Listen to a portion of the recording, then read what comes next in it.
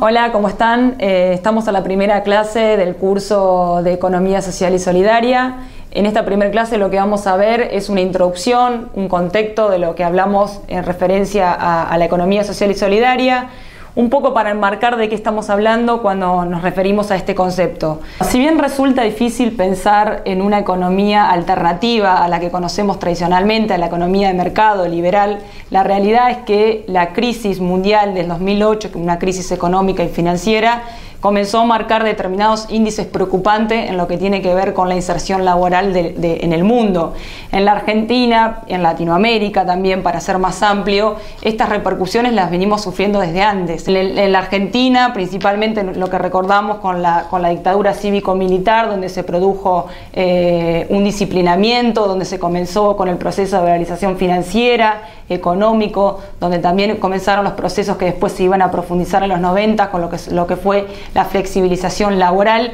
Esto claramente tuvo una repercusión muy importante en lo que es la masa de los trabajadores, ¿sí? El concepto que nosotros veníamos de un pleno empleo con el gobierno de Juan Domingo Perón, a partir de esa dictadura cívico-militar y la profundización de ese esquema con los 90, donde se sigue haciendo medidas hacia la exclusión de los trabajadores, aún más repercute en lo que tiene que ver con el desempleo en la Argentina y en los países de Latinoamérica. Pero yendo principalmente a la Argentina, eso generó un gran índice de desempleados, un gran índice de pérdida de adquisición económica por la gente, un vaciamiento de lo que es el mercado interno de la Argentina, y la consecuencia la sabemos que es la crisis profunda, social, económica, social del 2001.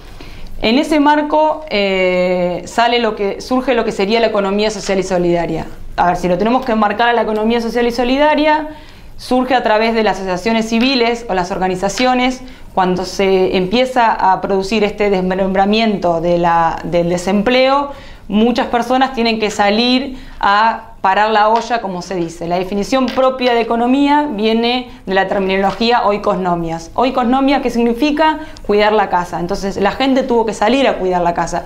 Y en ese cuidar la casa fue comenzar a recuperar los saberes, esos saberes que nos habían enseñado los abuelos o que uno sabía por algún vecino o algún familiar, y se comenzaron a gestar los primeros emprendimientos. Aquellas empresas o fábricas, producto de un proceso de desindustrialización que comenzó con la dictadura cívico-militar y se profundizó con los 90, comenzaron también a gestarse los que son las fábricas recuperadas o las cooperativas. Entonces, estos actores, los emprendedores, las cooperativas, las fábricas recuperadas, el conjunto del pueblo organizándose para generar este tipo de instancias, es lo que va a gestar la economía social y solidaria en sí misma.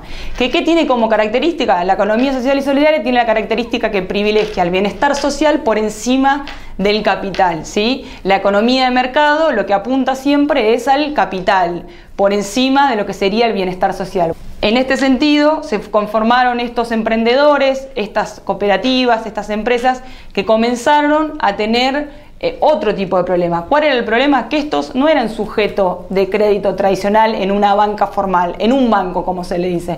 Entonces ahí comenzó a surgir lo que sería el crédito, que en un principio se comenzó a llamar microcrédito, ¿sí? Que eran estas asociaciones civiles, estas mutuales, estas organizaciones, como nosotros le decimos, libres del pueblo, que comenzaron a organizarse y a otorgar crédito a estos sujetos que para la banca formal no son rentables para poder darle financiamiento. Entonces, desde ahí comienza la herramienta del microcrédito, muy desde la base, desde los emprendedores, desde las cooperativas, desde las fábricas recuperadas y de estas organizaciones que comienzan a generar una metodología de crédito para poder financiar, empoderar y hacer crecer a estas cooperativas, empresas y emprendedores. Bueno, esto es un poco para darles un marco a ustedes, un contexto de lo que sería y lo que vamos a abordar en esta primera clase. Lo que van a encontrar en cada uno de los documentos es un desglosado de esto que yo les anticipé. Así que espero que lo aprovechen, que les interese y seguimos en contacto.